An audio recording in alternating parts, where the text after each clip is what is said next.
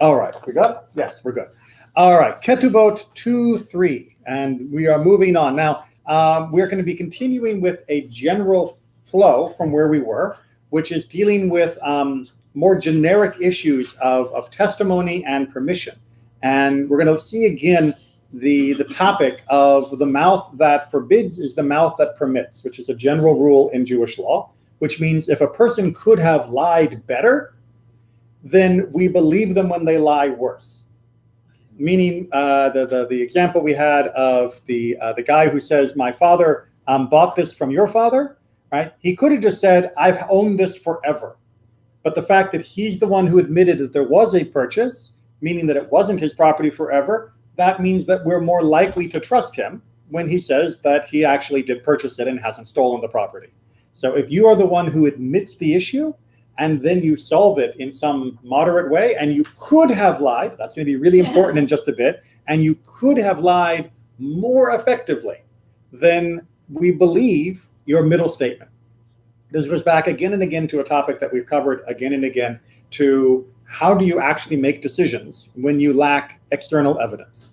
How do you vet people's statements and whether we believe them or don't believe them, when that's often the only thing we've got is he says this. What do we do with that? Because we can't stay paralyzed with, well, I wish we had more evidence, because we don't. Nowadays, yes, we have additional evidence, and certainly Rabbinic Judaism recognizes that additional evidence, like security camera footage or videotape and stuff like that, that is valid and important. But we're dealing in here where this was the only evidence we had. And there's going to be a couple other themes that will develop as we go through the rest of chapter 2. Is this similar to having documents notarized? No. Let's first of all get the actual text out before we start asking questions about it. Right? I'm trying to give an intro, not the outro. So the intro is, well, he read it at home before we started. So he's asking questions before we've shared it together. So which, by the way, that's not wrong to read it before we start. You're all have access. Even if you don't take a copy home, you're easily able to find this online. Safari has it, of course. There are a number of apps that have it even in English translation. If you want to read ahead, it's okay, right? It doesn't spoil the ending. We reread this stuff all the time, so it's not like you read it once and you're done. All right, so shall we go round and round? Okay, ready? If witnesses said, this is our handwriting, but we were forced, or we were minors, or we were disqualified witnesses, they're believed. Okay, so we've got a document. So the witnesses say that without any questions. There's a document, right? And it says down here, Reuben and Shmuel. And it's written with better handwriting than mine. And so we get Reuben and Shmuel, and we say to them, is this you? Is this your handwriting? And Reuben says, yeah, that's my handwriting, but I was only 10 years old at the time, right? Or that's my handwriting, but they forced me to sign it, right? And what was the third one, right? That's my handwriting, but we were disqualified as witnesses, right? I was related to the guy at the time, and that I couldn't be a valid witness for this. If they say that, we believe them. Now, the question is, how does this follow our principle? Well, they could have denied that was their handwriting. They said, is this your handwriting, Reuben? Nope, not my handwriting. They get the same result, which is the document is invalid. But instead, they said the truth, presumably, because they could have lied more effectively. So when they say, yep, that's my handwriting, but I wasn't a valid witness, we will believe them, not the other person who thought that they were a valid witness, because they could have just said, not my handwriting, and we would have no way to check it. Make sense? Okay, because if that makes sense, then part 2 is going to make sense. And if it doesn't make sense, part 2 is going to seem crazy. Okay. So, but if there are witnesses that it is their handwriting, or their handwriting comes out from another place, they're not believed. All right, so it comes out from another place means we have other examples of their signature, of their handwriting, and we can tell that this is their handwriting. So what changes here? The witnesses. Well, but what changes about the why don't we believe them? If they say, okay, Reuben, Shmuel, we know this is your handwriting. Do you remember witnessing this? And I say, oh, I was 10 years old at the time. Why don't I believe them now? Right? I believed them the first time when they said it is my handwriting, but now they're only just talking about their age or qualification as a witness. And now all of a sudden I don't believe them? Because the previous case, as you explained in the show last week, that I have a fresh memory. You're catching up, yes? Yeah, you have only the word. You don't have any other way to know if it's true or not. But now you have another source, so that you can compete and say, no, it's true or not. Okay, so we have another source to identify whether it is their signature. Therefore, they are not giving us any information about the signature itself. They're only giving information that is secondary. And that means their secondary information doesn't come with the mouth that permits is the mouth that forbids. It's just the mouth that forbids. And the mouth that forbids, we need verification. So if we have no other evidence except that that is your valid signature, then we will assume it is your valid signature until you can bring proof that you were only 10 years old at the time this signature was given, right? So the difference here, again, just make sure we get that clear, because it's kind of an important principle in general about how we trust people or don't trust people, is if I give you the admission of part of the issue and then say no to part two, that makes me more believable than if I just say no to everything. And it also makes me more believable than if somebody already provided the first half and I'm only talking about part two. Right? I have to be talking about the two halves. Yes, it's my signature, but no, it's not valid. That makes me believable. If someone else says, yes, it's his signature, and I say, but it's not valid, now we're just arguing, and you know what? There's no proof of why you would believe me. Does that make sense? Yeah. You have to earn some credibility by actually admitting something that is challenging or difficult or puts you in a possible worse situation. I have a question. Do you have to confront the witness with the adverse information before that would kick in? Like, let's say you knew that there's two of the witnesses that this is your handwriting, but he doesn't know you have. So let's say Simon tells you it's Ruben's handwriting, but Ruben doesn't know that Simon's saying that. Right. So that isn't the way courts work in Jewish courts, right? We don't have prosecutor and defense attorneys. Right. We don't have, litigate. The rabbi. So the judges simply ask for information, and they're not going to try and trap people when they ask for information. They're just trying to get all the information. So yes, if they already have, who do I say? If we have Reuben and Shmuel coming in to testify, but we've already got proof of their signatures on the document from Jacob and Abraham, I can say, all right, Reuben, Shmuel, we know this is your signature because Jacob and Abraham have have testified that this is your signature. Now tell us about the witness. You would just lead with that. It's not like, gotcha. That doesn't work like American courts. Yeah, no, I was just wondering if you had the opportunity to be honest first. When you ask him, is this your signature? And he says, yes, but I was 10 when it happened. So again, the purpose is not to test whether the person is going to be honest or not. The purpose is simply to move forward with as much truth as we've got from wherever we are. So if we have him already there, then we would go. And likewise, if Reuben comes and gives the evidence of, yes, it's my signature, but I was 10 when it happened, and then Abraham and Jacob come into the room and they say, wait a minute, your honors, we were there, and we know that's his signature, and we know he wasn't 10. That throws everything back into confusion again. Right? So yeah, just because he went first doesn't mean that no one can testify against him. Right? It's not a done deal, but in the absence of any other evidence, this is what tilts the balance towards believability. So, all right, so there has to be no other evidence, even it doesn't matter whether or not you know about it. Right. All of these other cases we're going to look at, and some of them are going to get a little rough in terms of personal status. It's about the absence of any other evidence. So someone else coming in? Yeah. There, okay. Right. So just one more time. So really what we're talking about here is these are ideal cases, hypothetical, perfect situations where we have no other evidence. And where there is other evidence, the rabbis are going to mention that as we discuss whether it's valid or not. And again, I like that phrase that I just used, so I'm going to use it again. This is about tipping the needle towards believability. We recognize in Jewish law and Jewish jurisprudence that we do not have a magic crystal ball that will get us the truth. But what we do have is measures of degrees of believability for different people and different situations. If we have evidence that will get us the truth, the videotape or whatever, then we'll use it. but most of the time we don't have that kind of evidence. It's like in statistic test of hypothesis. Exactly. It's exactly the same idea. Yeah, we've got 99% confidence. Yeah. Yes, there's 1%, it could be something else, but you do what you got, because eventually we need to know whether or not we're going to honor this contract. And we can't wait for Mashiach to show up and say, yes, it's a valid contract, because we need to get on with life. And we need to get on with Ketubot. All right, which brings us to chapter 2, Mishnah 4. More handwriting analysis. If one witness says, this is my handwriting, and that is the handwriting of my fellow, and the other witness says, this is my handwriting, and that is the handwriting of my fellow, they are believed. Go ahead and do the counter example. If one says, this is my handwriting, and the other says, this is my handwriting, they must join to themselves another person.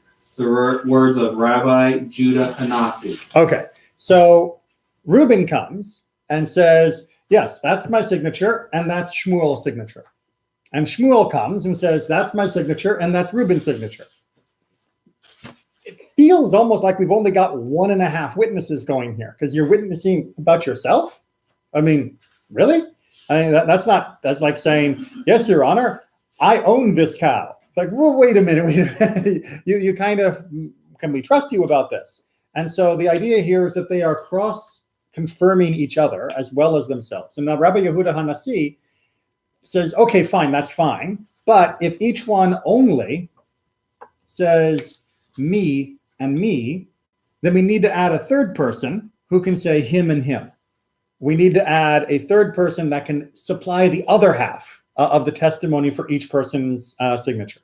So that's what the argument is about in this first half, is that if they only testify about themselves, then it seems like we need a third person, says Rabbi Yehuda Hanasi, to balance out the testimony and provide us with 2 witnesses for each. But we're already a little bit iffy on testifying about yourself anyway. We're going to sort of work on that whole, can you testify about yourself issue throughout most of chapter 2. However, the sages disagree with Rabbi Yehuda Hanasi. But the sages say they need not join to themselves another person.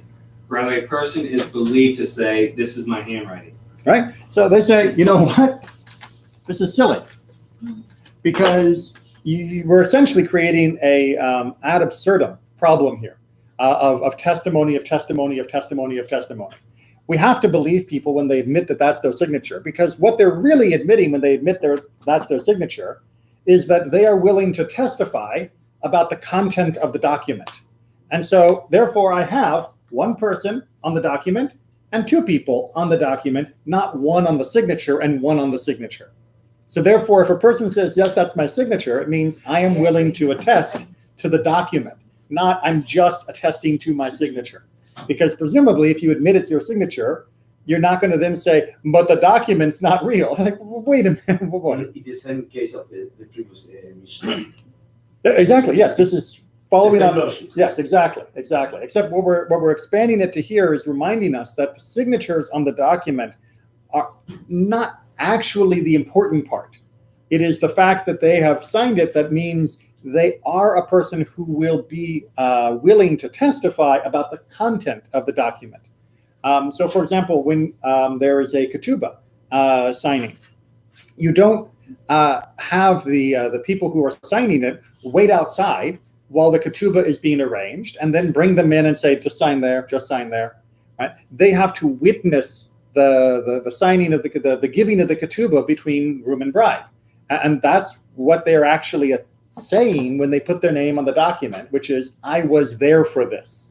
Their name on the paper and their present without being present in the room is pointless. It's the name on the paper says, I have agreed to everything that's above my signature. Does that make sense? Yeah. Okay. So very important part, because in American law, we tend to focus on the signature. In Judaism, the signature is pretty much just, yes, you can talk to me about this, and I will say that this is true. We're good? Would there, sorry, this is off point. Go for it. Would the signature be right where the writing ends? Like, you wouldn't want it at the bottom of the page, you want it right where the writing ends so you can't add anything, right? So how you write documents in order to avoid forgeries and other issues comes up. And yes, there can be issues about, well, I said that this is what I signed, but I see someone added a paragraph, a PS at the bottom. That can come up as an issue. One place where this is very particular and where it is handled with extreme care and caution is with the writing of a get, of a divorce document. Those are actually written in such a way as to be immediately identifiable if a forgery has been committed. It's also one reason why a get is not done by photocopy. Why it has to be done handwritten, and it has to be done in a very particular style and format. And there's even ways of how the font is done in order to prevent people inserting other lines or other information. So there are real issues about forgery that Jewish law does attend to. And in some cases, we're more careful than others because divorce is kind of a big deal. Mm-hmm. Good? Yeah. Good.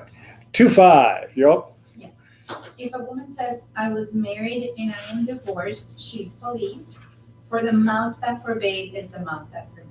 All right. So what was her forbidding that she made a statement of? Right? How could she have lied better? Why do we believe? I'm single. I'm single. I've always been single. I'm a virgin. Yeah. That we talked about before. There are ways sometimes to tell, although also not if you've been struck by wood, as we talked about. But so the issue here is when she shows up, right? She could have simply said, "I've never been married," and the fact that she says, "I was married and I'm divorced," we don't need additional information about that, right? That is already considered sufficient because she's the one who supplied the A and B part of that knowledge, right? But it's not important here to know if she was married to a Jew. So we're going to get to that question, Oh, and in Jewish fact, law. if you want to know more about what happens when you're married to a non-Jew and then want to get married to a Kohen issue and stuff like that, that was in my Lunch and Learn class today. Oh. But we are going to bump up against it in this Mishnah as well. Some people need to work. Yeah. Well, so do I. That's why I teach. But I can teach when certain students are available and teach when other students are available. But we are going to the two topics overlap because what I did today at lunch is also going to be coming in more detail here because we're going to talk about who a Kohen can marry or who a Kohen can. So in general, however, for a regular Israelite, if a woman was married to a non-Jew first, it doesn't count as a marriage under Jewish law because Jewish jurisdiction, that's hard to say, the jurisdiction of halakha does not cover a non-Jew. Therefore, it cannot create a binding relationship between a Jewish person and a non-Jewish person. So you can put as a tuba as a single? Hmm? Can you bring a tuba as a price of a single? But Because you mean for? she never was I mean, in the ketubah can be filled out however the family agrees. But the Right? If she says, I want to fill out and I want you to put, 5,000, zuzim. If the Jewish law that doesn't recognize the previous marriage because it wasn't under the Jewish law, Right. can we play like it's a vacant, so it's just the first marriage? Yes. So the price is higher. No, because assuming that she is not an actual virgin, then the price would be the regular single woman non-virgin price. But she wouldn't be a divorcee under Jewish law. So it's higher than divorce. No, divorcee and single woman non-virgin are the same. But wouldn't the intercourse? But again, that's standard. A family can negotiate for a higher price if they want, but not lower, because that's the minimum that was needed for the stipend. Wouldn't the intercourse forbid them from marrying the Kohanim? So yeah, we're going to get to the intercourse and Kohanim and all of their restrictions a couple Mishnahs down. But right now we're just dealing with regular folks, not Kohens. No offense to our local Kohen. We the people. Yeah, the unwashed masses. Okay, so again. Always the Kohen, I'm not words. So again, because she provided the A, I am married, we believe her about the B, I am divorced. Because she didn't have to mention the A, she could have just kept her mouth shut and said, I've always been single. However, part A. But if there are witnesses that she was married and she says, I am divorced, she is not believed. Right, because if she's only giving us part B, then she didn't actually provide information to her potential disadvantage. she's only providing information to her potential advantage, which means if people say, oh, look, so-and-so just moved to town. I remember when you got married. And she's like, yeah, well, it didn't work out. I got divorced. Great. We're going to need to see proof, right? Because if we only have evidence that you were married, then we need to see proof of your divorce. However, if we had no information about you at all, you were totally blank slate coming in out of nowhere, and you say, by the way, guys, I'm glad to be in this town, but you should know I was married and got divorced. That's good enough. Make sense?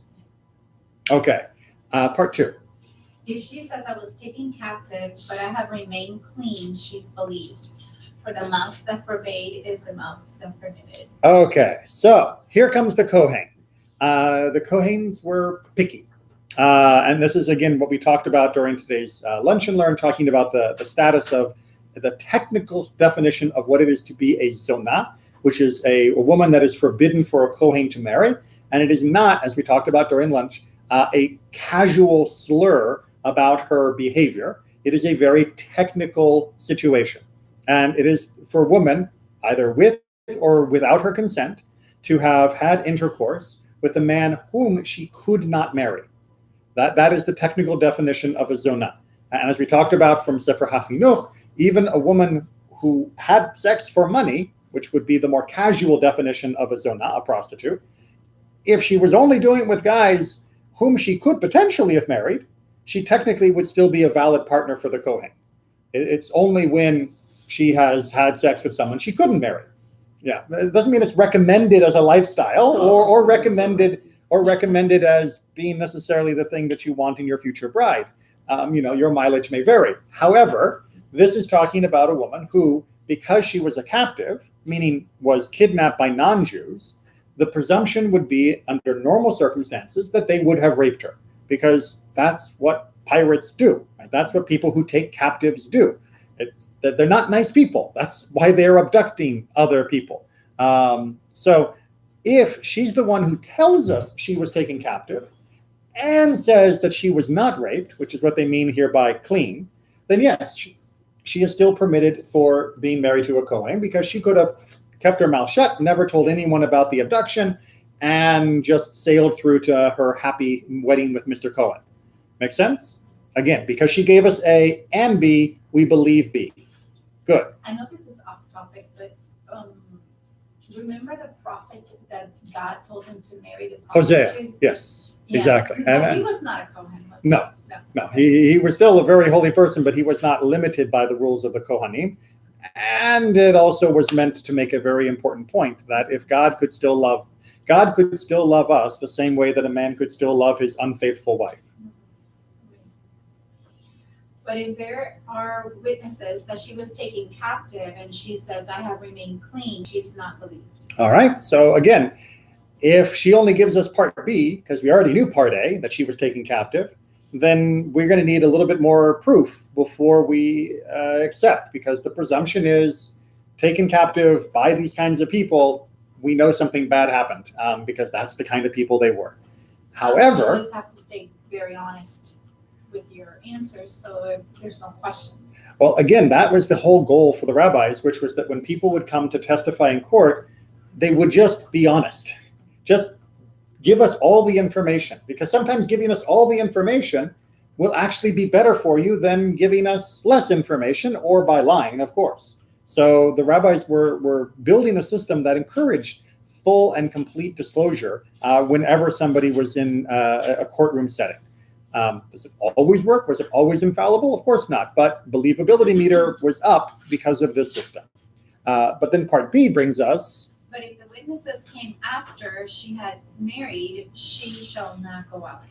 Okay, so the question then becomes that if she was already allowed to marry, and then someone shows up and says, yeah, but wasn't she taken captive? He's not forced to divorce her, because we don't know for sure that she was raped. Right? The presumption is that captive women are raped by captors. But because we're not sure, once the marriage has already been established, we would need proof that she had been raped, rather than work off a supposition. So the the preference is given in different directions depending upon what actually has happened in the different timeline of evidence and marriage. Is this because there's a strong preference to support the marriage and not because there gets divorces? No, this is because there is a strong preference to permit unless we have reason to not permit. Right? In general, the rabbis were not excited. They were not prohibiting people from getting married because there might have been something wrong. In general, the rabbis, all of the things being equal, would say it's fine. Now, if there were situations like she was taken by pirates, unfortunately, that situation would mean we can't permit her to marry a Kohen because the likelihood is just way too big. On the other hand, if she's the one who comes to us and says, I was taken by pirates, but they didn't rape me, Right. their preference for letting her be permitted means they're willing to accept her testimony in the absence of any other information. No, I was talking about the part after the fact where they said if they already were married and then you get a testimony about the pirates, she doesn't have to be. Oh, no. The rabbi said no problem saying certain people should get divorced. They weren't exactly pro-divorce, but they had no problem saying, for example, if you've been married 10 years and you haven't had a kid, you should probably get divorced, right? Go get married to someone else so that, at least one of you hopefully isn't sterile and you can have kids with that other person. Bless you. If one of the spouses wants to make aliyah and the other refuses, the rabbi had no problem saying, then get a divorce, right? Better to make aliyah and leave the spouse behind than to stay here and not fulfill that dream of making aliyah to Israel. So the rabbis were okay encouraging divorce in the right circumstances. And as we're going to see in other circumstances, they had no problem disqualifying whole cityfuls of people from remaining married to each other. So the rabbis were not pro-marriage, pro-divorce. They were pro, what is the right solution for this situation? Which, I know, it doesn't actually fit on a bumper sticker. I just thought that preferences for one over the other. That's why they would not force the divorce, because they have a preference for good relationships. And that sometimes will mean staying married, and that sometimes will mean getting divorced. That was their preference. They didn't believe that people should stick together if they weren't the right match, and they didn't believe people should get married if they weren't the right match. They believe in the right relationship, and in general, the right solution for the right set of circumstances. Surprised me that the rabbi were in favor of divorce if someone wants to make aliyah, the other one not. Mm-hmm. Because it's counterintuitive. Like, I always thought that they will say, no, you know what, it's better to keep the family together.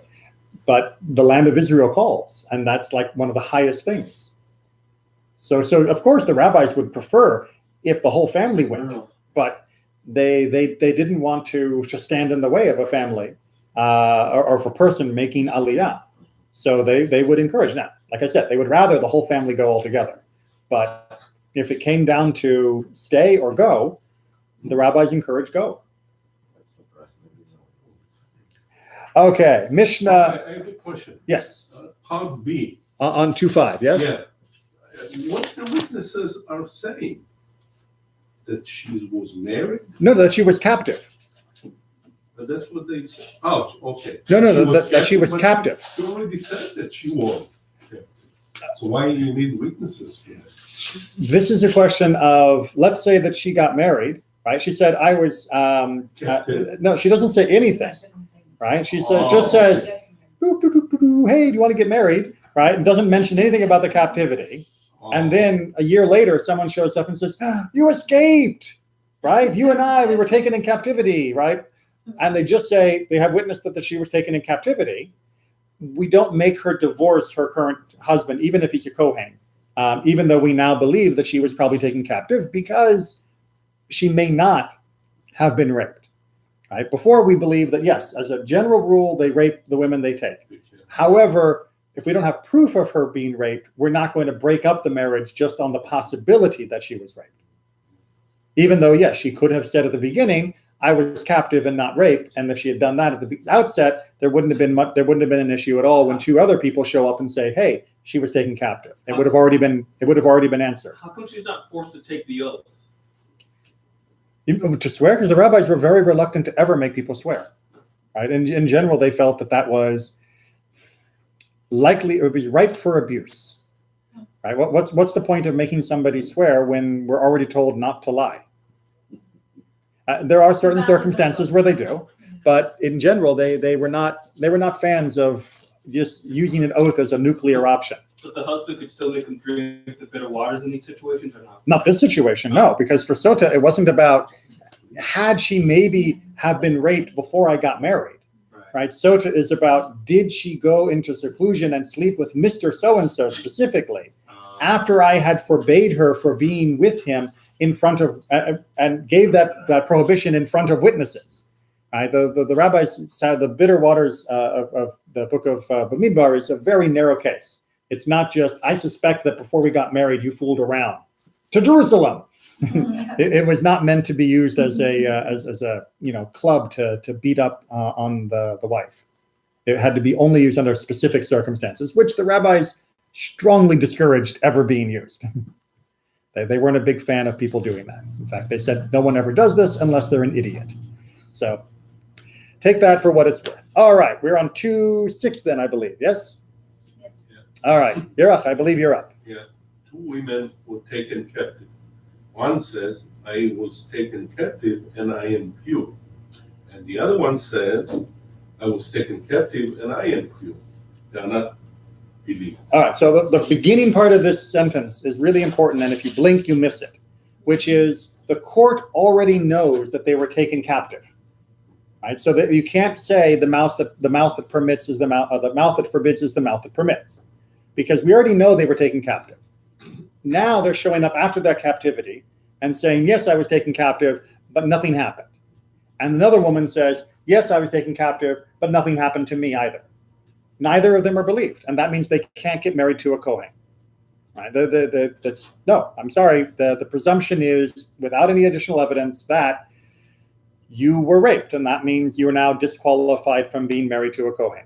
But in this case, it's not that they are both witnesses, one for each other. Read the next part. Okay. Read part 2. Part 2. But when they testify regarding one another, they are believed. Okay, but if So, if Sarah says yes, Rivka was captive, but she wasn't raped, and Rivka says yes, Sarah was captive, but she wasn't raped, then both of them are now still able to get married to a Kohen. They are witnessing for each other. But again, it's not witnessing in the classical definition of the term, right?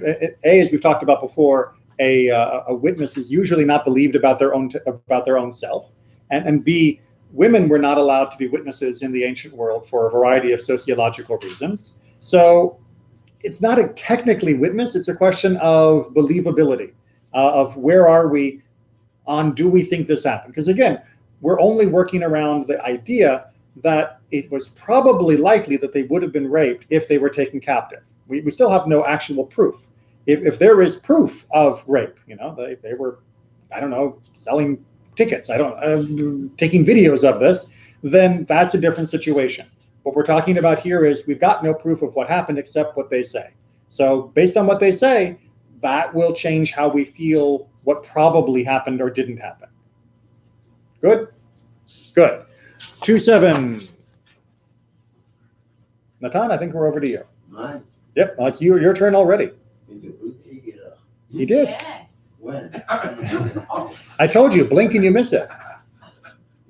His Mishnahs are always short, have you noticed? He wasn't sleeping. He has notes on the inside of his eyelids. And similarly, 2 men. One says, I'm a Cohen, and the other says, I'm a Cohen. They are not believed. All right, so you show up and you say, hey, I'm a Kohen. Who? What? Prove it. Right. On the other hand, But when they testify about each other, then they are believed. okay, but Because Cohen is a lot of benefits. and restrictions. It's not all benefits. And in fact, during most of the time when the Mishnah was being written, there weren't a lot of benefits by this point. But the rabbis still wanted to include the law as the all-inclusive thing. And since we're talking about believability, if a stranger shows up and says, hi, my name is Mr. Cohen, do we believe him or not? But if 2 strangers show up and say, he's Mr. Cohen and I'm Mr. Katz, and he says, that's right, he's Mr. Katz and I'm Mr. Cohen, then we believe them. And that is good enough for us to treat them as a Kohen. in 2:8, if I'm not mistaken, we are going to talk more about this priesthood testimony issue. Robert, Yes. in Orthodox synagogues, they usually, when they see somebody new that Mhm. comes, the rabbi usually comes and asks, are you Kohen, Levi, Israelite, yeah. So how, if he says, yes, I'm a priest, how do you, Let's read the Because next this is Mishnah. law. Let's read the next Mishnah. okay. You're always ahead of the Okay, Eight. Mhm. Number one, Rabbi Judah says, one does not raise a person to the priesthood through the testimony of one witness. All right. So Rabbi Yehuda says, absolutely not. If you have the testimony of only one guy that says this guy is a Kohen, not good enough. However, Rabbi Elazar, says, when is this true? When there are people who object, or when there are no people who object, one raises a person to the priesthood through the testimony of one witness. all right. So Rabbi Elazar says, okay, fine. So if someone shows up and says, I'm a Kohen, and the other people say, no, he's not, right? He's Mr. Goldsmith. I know his family. He's not a Kohen. Then we need to clarify. Then we need to actually provide additional evidence to make sure that we know who this person is. But if everyone says, oh, hi, Mr. Cohen, right? You're a Cohen. That's great. Nice to meet you. Then that's fine. As long as it is accepted, it is accepted with only the one testimony. And we know that even more because Rabbi Shimon ben Gamliel reinforces it for us. And he says, in the name of Rabbi Shimon, the son of the assistant chief of priests, Which is a good pedigree. one raises a person to the priesthood through the testimony of one witness. Right. So even during the day of the temple, if you had one person who was able to say this person was a Kohen, as long as no one objected to that declaration, that person was considered to be a Kohen.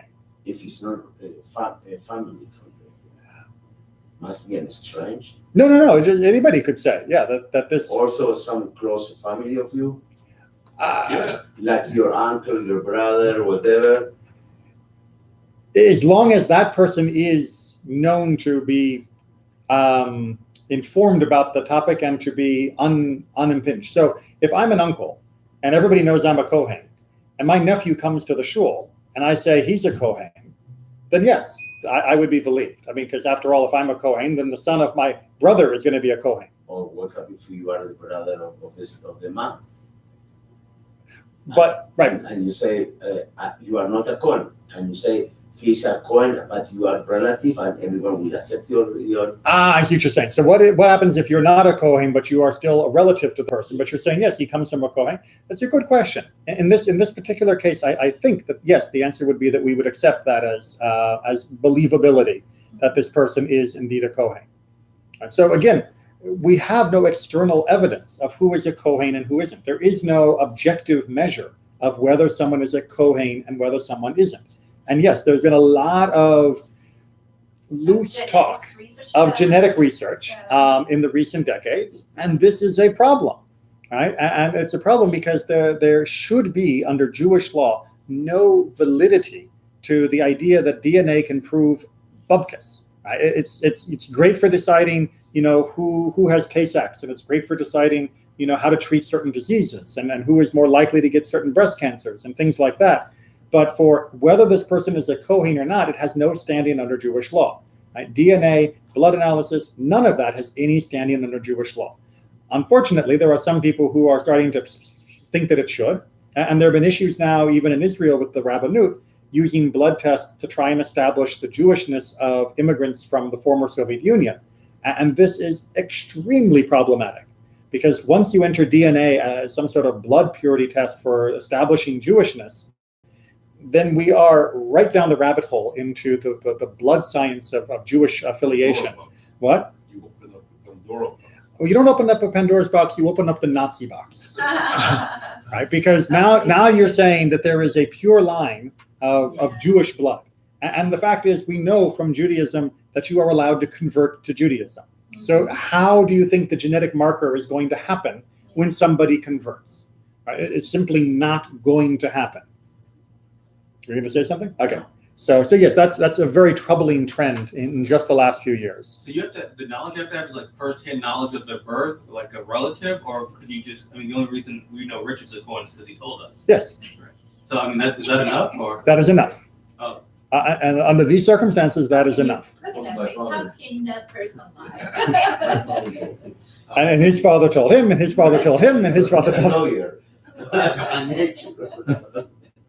But he's not a lawyer. And my No, grandfather's it's like- brother. He told Usually, his daughter, these things "Don't happen put any of this stuff in my." Of course. in bar mitzvah or wedding or bar mitzvah, when somebody comes out He of was town Right. and comes to the synagogue, Yes. then the rabbi asks him, are you? Are you a Kohen? Are you Levite? Yes. So you have family, and the family would say, yes, he's a Kohen. Yes, and that's what we rely on. Which, by the way, I should also point out is exactly what we also rely on when someone shows up at shul and says, "Hi, I just moved here from New Jersey, and I'd like to become a member." We say, "Great." We don't say, "Prove you're Jewish." Right? Recite the Aleph Bet. Do the Shema for me. Yes. The ashtray. Right. Do you know how few Jews we'd have if we had to make them do the ashrei correctly? Yeah. There are Israelis who cannot read the ashrei correctly because of the way the biblical syntax works. It's not that there is no test that can be done of Jewishness. It is a question of, do we take a person at their word? And the answer is yes, we do. Again, there are political issues in Israel where that's not always the case, but that is more because of politics than halakha, which is why halakha and politics really shouldn't get together. In this humble rabbi's opinion, they make each other worse. Right? Halakha doesn't help politics, and politics doesn't help halakha. They each need to have their own jurisdiction. Especially when you're in the minority. We're Jews. We're always in the minority. No, it needs to. Yeah, well, Israel needs. Movement. At the moment, you can always have a current majority, but that current majority changes. 50 years ago, the Orthodox were a tiny minority within Israel because they had resisted adamantly the idea that there should be a Jewish state reestablished now rather than waiting for Mashiach. That was the ultra-Orthodox, right? No, that was the Orthodox. So wasn't it like Begin and all them Orthodox? And So Begin's, I believe it was Begin's quote, was the synagogue he doesn't pray in is Orthodox. Right, the synagogue he doesn't go to. So he accepted that Orthodoxy was like normative Judaism, but he didn't actually practice Orthodoxy. In the same way that Netanyahu is certainly not a reformer conservative Jew, but he's also not a practicing Orthodox Jew. yeah, I knew Netanyahu was kind of secular. I thought Begin was religious. Very good to give kashrut. Exactly. And Is the word that I thought was more.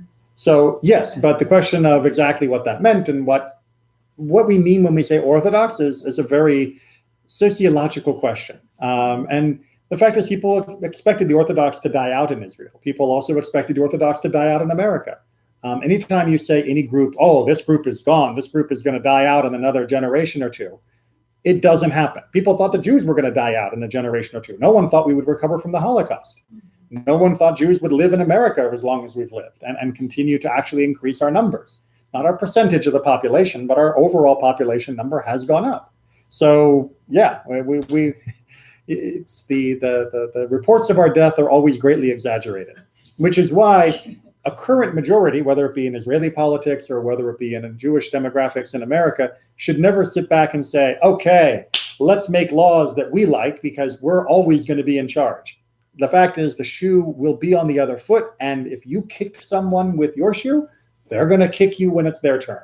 That's why you just say, I'm not kicking anyone because we should have a fair policy regardless. But unfortunately, that isn't always how people behave. Yeah, right. And I had this conversation, what was it, like 4 years ago? I think we had this conversation about that I thought it was important for the ultra-Orthodox to be serving in the military. And now I just was listening to a video of Avi Bellon. I can't remember his name, but he's a pretty famous guy. He's always on video blogs. And he was saying that they have increased dramatically all of the ultra-Orthodox that have joined. If you go from 1 to 10, it's a 1,000% increase. Yeah. And that when they worked out the numbers. However, I should point out that the vast majority of the people who are Orthodox that are going into the military are in Modern. fact, they're not modern. They're what are usually called the religious Zionists, Yeah. right? So they are not the stereotypical black hat yeshiva is studying, cartoon version of ultra orthodox. They are people who are absolutely orthodox in their practice and philosophy, but they've already accepted much of the modern world as well. But they use those numbers to excuse drafting the others who are still sitting and not participating. Yes. So there's a lot of fiddling with the numbers of who's being drafted and who isn't. In fact, the religious Zionists have been very important for the Israeli army. Many of them are making up the career officers because they not only serve their term, but they stay in the military. Whereas many more seculars are in than the elite units. and many of the frontline combat units, and many of the less religious, the more secular Israelis, they serve their time absolutely, and they are discharged and they continue to be in the reserves, but they don't stay as career officers. So there's a very high percentage of the officers are from the religious Zionist thing, which has another political connotation, but that's a whole different class than Mishnah. 2:9. I think, Aaron, we're up to you, right? Yeah. Yes. A woman was imprisoned by non-Jews. If for the sake of money she is permitted to her husband, and if in order to take her life she is forbidden to her husband. Okay, so there's a debate about this Mishnah of whether we're talking about a regular husband or a Kohen husband. We're going to go with the interpretation of the Kohen husband because it makes more sense, I believe, but both interpretations can work. So let's just use it as though her husband is a Kohen. So she's been in prison. Now, again, the general assumption is that she may or may not be raped because she's not imprisoned. It's not captive. She's imprisoned by some government agency. Now, if they've imprisoned her in order to pay a fine or collect a tax or something like that, then we would assume that she's not going to be raped, right? This is just a money case. However, if she was imprisoned on death penalty, then how did she get loose? How did she get out? Well, she must have convinced them somehow. She must have cooperated with her captors, with the government, right? With the authorities, exactly. So she did what she had to survive, which meant sleeping with the guard or sleeping with the judge or sleeping with the ruler, somebody who would then be convinced, okay, fine, you can go. We're not going to execute She was a witness, a very important witness, and that's why they freed her. So the question. I think always the worst for the people. Me. So first of all, you have to remember what we're thinking the worst of is we're thinking the worst of how the non-Jewish world and the ancient world used to behave, and it did behave horribly, unfortunately. So it's not like they just said, "Oh, they're all bad." They looked at the statistics and said, "Okay, so how many women have been taken prisoner? How many of them get raped?" It's almost 100%, and so that's what they're trying to deal with here. So, in fact, they're being very lenient by saying that in certain cases, if she gets out, we'll assume that it was still fine and nothing happened. But in the other case, the only way she got out of there was almost certainly by providing favors. Or she can become to be a spy for the government. Which isn't exactly a good thing either. No, but it's not a zona. It's not the technical definition of zona, exactly. Does Part A assume she was released upon payment then? It sort of is based off that idea, or that she might have been released for some other minor reason that didn't involve her having to sacrifice her honor, that she didn't have to actually provide a sexual favor in order to be released. But Part 2, it's considered she would do anything to get out of there. And therefore, if she's out of there, she did anything. And that means that she's no longer permitted to her husband. For those that read this as being applicable to any husband, not just for the Kohanim, they read that second idea as that she must have been a willing participant for her release, because she must have been willing to go along with it, and therefore she's an adulteress, not a rape victim, but an adulteress, and that means that she would be forbidden to even to a non-Kohen husband. We okay? Okay. Part 2, more lovely times in the ancient world. A town that has been conquered by siege troops, all the priest's wives who are in it are prohibited from their husband. All right, so imagine this happy scenario. your town, your little village is run over by the Crusaders, by the Romans, by the Greeks, whoever it is that's attacking this week, right? Because it happened way too often.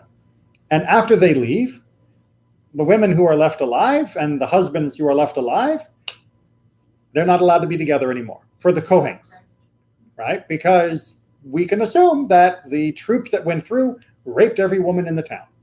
And that means that these women are now technically a zona, and therefore they cannot stay married to their priestly husbands. Just think for a moment about the pain that brings, right? And understand that as we then try to read how the rabbis find ways that maybe not in every circumstance. Keep going. If they have witnesses, even a slave, even a female slave, they are believed. Right, so which means even the least likely to be believed witness of all, which would be not only a woman, but also a slave and one person. What about a minor? Basically, even any witness that says she was safe, she was never raped, the rabbis are willing to allow her to still be with her husband. Again, the idea here is we are willing to give the benefit of the doubt if you give us any room for doubt. But if there's no room for doubt because we have nothing to move that needle of believability, then we're going to have to go over the preponderance of evidence, which is you were almost certainly raped, and therefore you and your husband would have to part. But they're willing to permit. I'm sorry. So in those circumstances, let's say all the women are raped. Mhm. What are the Kohens going to do? Wait until those women have children? Or marry from another town. Oh, marry from another. Yeah. It's rough. I mean, to say the least. Or find people who have witnesses that they were not raped. And then, okay, we can marry them. So what's wrong with the wives because Cohen because they want to keep the family together, pay and slave. Hey, you know what? If you say that she was okay, I will make you free. We have no crystal ball. Right, so somebody could absolutely lie, and even a slave could be paid to lie with their freedom or any other benefit they might ask for, and the court has no way to prove otherwise, which is a reminder that the rabbis knew that. I mean, we've seen the rabbis know people lie. The rabbis are not naive, but the rabbis also know that unless we have proof that she was raped, if you give me a glimmer of opportunity that she wasn't, I'll believe it. So what's the punishment for those people if the rabbi catch them? Well, flogging to say the least, and then there could be other consequences as well for being aiding zomamim, of being a deceptive witness. So there are other potential ramifications for lying in that. But the rabbis were less interested in preventing any possibility of there maybe being a reason why someone might lie than they were of saying, look, we have no proof that they were raped. Throw me a rope and I'll believe that they weren't. They would rather believe they weren't raped if they have at least an excuse, which is going to be made even more powerfully in the next part of this Mishnah. So keep reading and then we'll continue about this idea of what do we want to believe. However, no one is believed as to himself. Right, so she just says, hey, no, the troops, they came and they went and they missed my house. Sorry, we don't believe you about you. Keep going. Why does it say himself when this is mostly about females? Because the masculine singular is considered gender neutral in classical Hebrew. It's only been in the modern world that we've decided to turn every himself into only a man with male genitalia. That was never the case in classical Hebrew, which is why we refer to God as himself. And God certainly does not have a masculine body. Rabbi Zechariah ben Hakzab said, by this temple, her hand did not move out of my hand from the time that the non-Jews entered Jerusalem until they departed. All right, so he is trying to say, but I held hold of her, right? And he is swearing an oath that I held hold of her hand the entire time, meaning she was never raped. She was never taken from me and never raped. However, they respond to him. They said no to him. No one may testify concerning himself. Right. Sorry. That's still not acceptable testimony from you. Right? Even though we would believe you and think that you're an honest and trustworthy person, you're not allowed to give testimony. We'll accept a female slave, which we normally wouldn't accept even for who owes who $10 for, a contract for this situation, but we're not going to accept you despite your status in this Because it makes situation. sense, because the first part we already know that it happened, that she was right probably. Well- So saying that I was right, we say, okay, yeah, we know that. So if we follow the logic of the previous Mishnah, makes sense. Now, it's interesting. If you look in the commentary from the United Synagogue translation that we have here, it'll reference a story in the Talmud where if there was a hiding place in the town, then we don't say that all the women were raped because they might have hid, even if the hiding place was only big enough for one person. Think about that for a second. The hiding place is only big enough for one person, More than one but person. more than one person says I hid, it's good enough, right? Because we're not going to say all of you are liars, and we're not going to de-permit somebody who is permitted. It's not creating by purpose and loophole in order to make the life easier for everyone and say, you know what, I don't see anything. Because really, if they're and play for only one person to be hiding, okay, and you have So 20 people there and say, it's kind of really like. when we say loophole, Nobody to does that mean negative? Is it bad? Is it cheating? No, it's Sometimes neutral. I said loophole. I know, but well, because at least in English, the word loophole isn't always a neutral phrase. Because If someone says, I used a loophole so I didn't have to pay taxes last year, I most of us say, well, that doesn't seem quite right. If someone says, I lied so I didn't have to pay taxes last year, we all say that's wrong. And if someone says, I paid taxes last year, we all say, yeah, that's not so fun. But if you say, I used a loophole so I didn't have to pay taxes, there is something that feels slightly dishonest about it, or at least questionable. a loophole in this case for me is like trying to create an exit strategy in order to allow the life of the community moving on without disruption. I wouldn't say that they are doing it for that reason. They're doing it because there is still safek, there is still doubt. Nobody knows whether the woman was raped or not. Again, remember this is a case where we have no additional evidence that she was raped or wasn't raped. If you've got 100 people who say we saw her being raped, then this is not even we don't care. It's a moot point, right? At this point, we don't have to listen to her testimony or anyone else's. We know she was raped. It's done. But if we only kind of suspect that she was raped, but there's a reason why we can say maybe she wasn't, that's good enough for us, because the only person who really knows is her, right? She's the only one who was there that is able to provide any evidence. And if she can provide some reason why we might think she wasn't raped, then that's good enough for us to say, because this is a case of doubt, we are going to let the doubt go for the side of permitted, rather than because it's a doubt, we'll say prohibited, right? It's prohibited by default, but give me one reason to believe that it wasn't the default, and it's fine because you were there. And I wasn't. The rabbis weren't watching what happened to her. No one was watching what was happening to her except for the soldiers who came through and did what they did. So that's the underlying reason why they're willing to do this. It's not because it's for a social good or it's a good cause or it's nice to be lenient or I don't like making families cry. It's because the rabbis already know that it's only a suspicion that she was raped in the first place. And they're willing to set aside the suspicion if they have any justification. So I have a question. That's right too.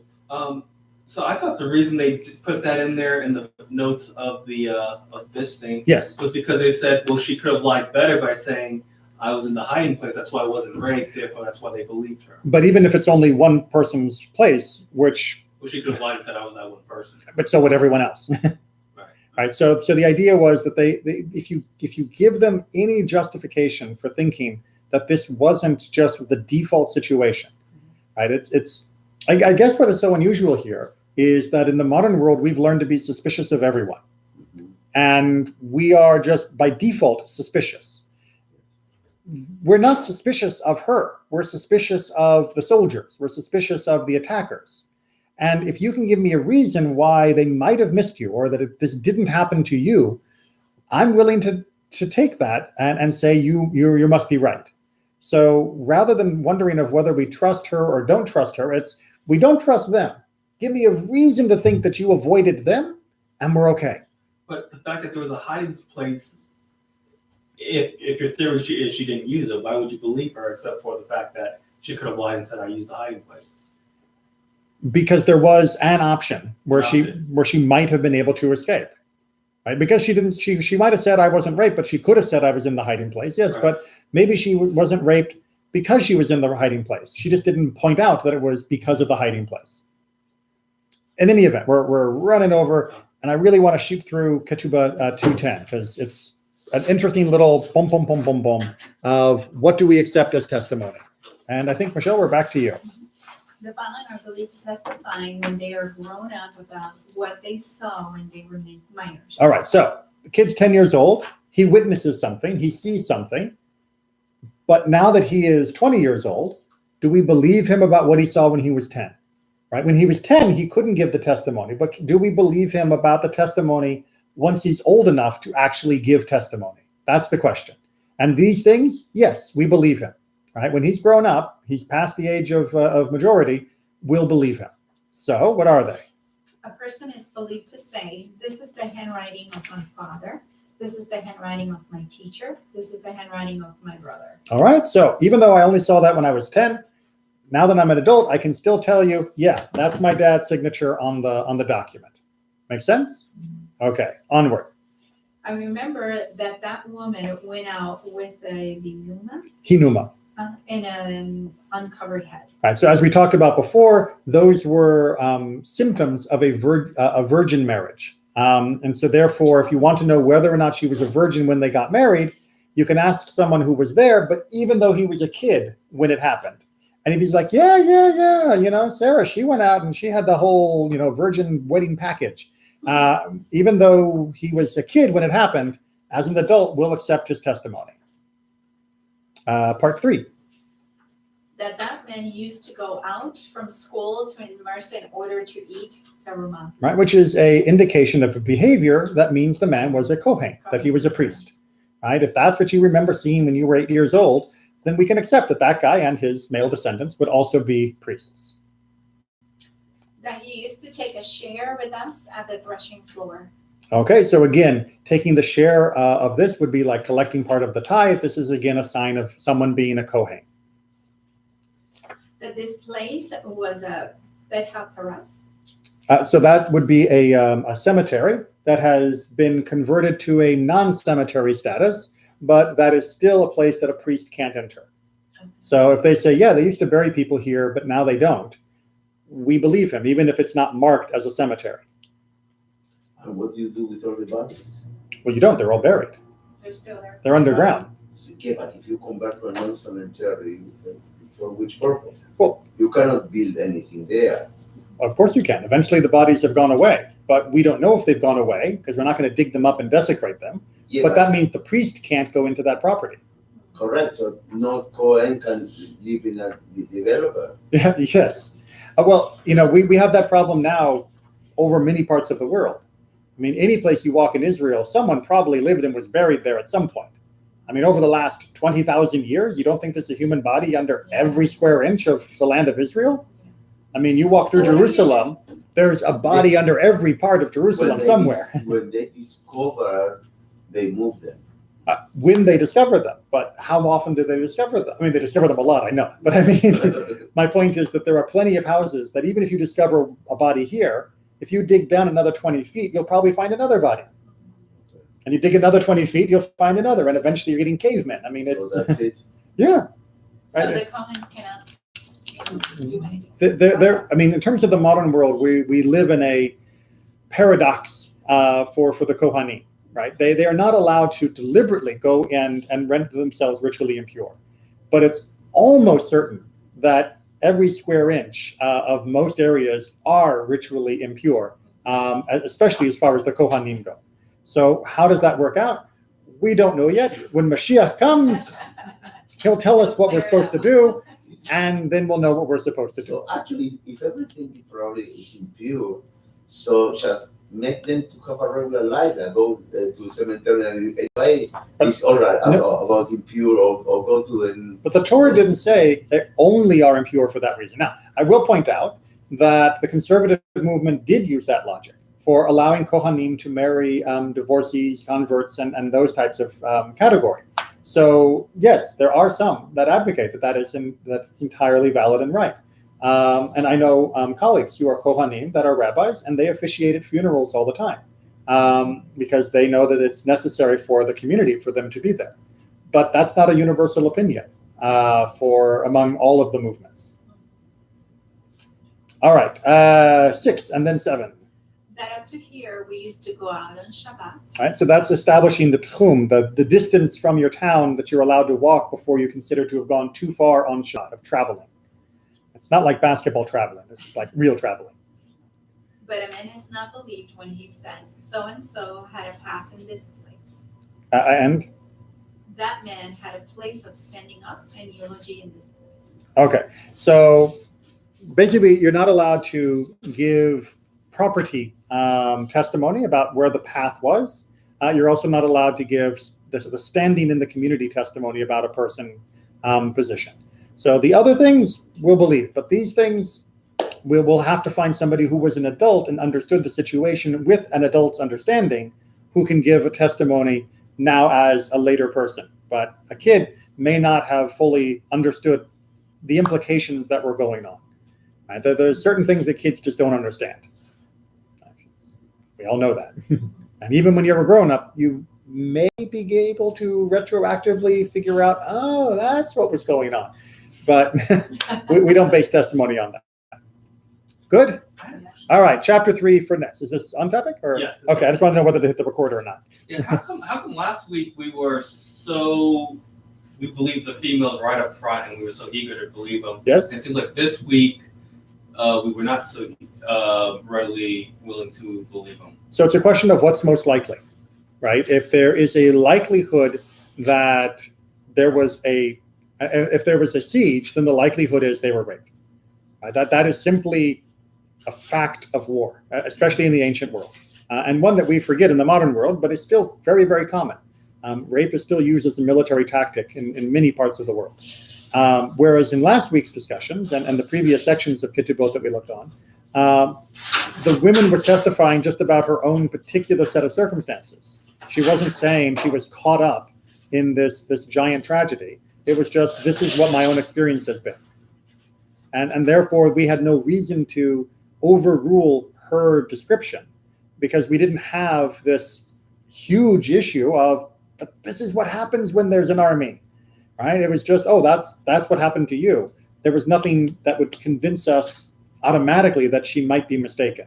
But an army coming through, what are the chances that she got away with it, right? Without being attacked. So do the facts surrounding the circumstances mean you have to move the needle further in some cases than in the other? Of course. Yes. Does that make the big difference? Like if it's you only have to move this much, so we'll believe her, but if you have to move it. That's why we have a Beit Din, right? The Beit Din is there to assess and weigh the various descriptions of the events as well as formal testimony to reach a decision in cases that are complicated. And the Mishnah is there to tell the Beit Din how to weigh that information. Because you could imagine, I'm sure, that you could get a rabbi who's like, I don't care what she says, she was raped, right? I don't care if she brings like 13 perfect priest witness people that says that she was safe inside of an iron tomb and they have video of her in the iron tomb. Soldiers are soldiers, the priests are the priests, we need to protect them. Prohibited. No, the rabbi's not allowed to do that, right? He's not allowed to be overly suspicious. And so this is a limit for people who might otherwise say prohibited, prohibited, prohibited. And it's also a limit for people who might say permitted, permitted, permitted. And that's what's supposed to create consistency of at least the process. The results still may look uneven to different people, but at least the process is following the same guidelines, which are neither tilted to leniency or tilted towards strictness, but tilted towards what's most likely and what should we be suspicious of. Good? Yes. Good. Good question. That was a good question.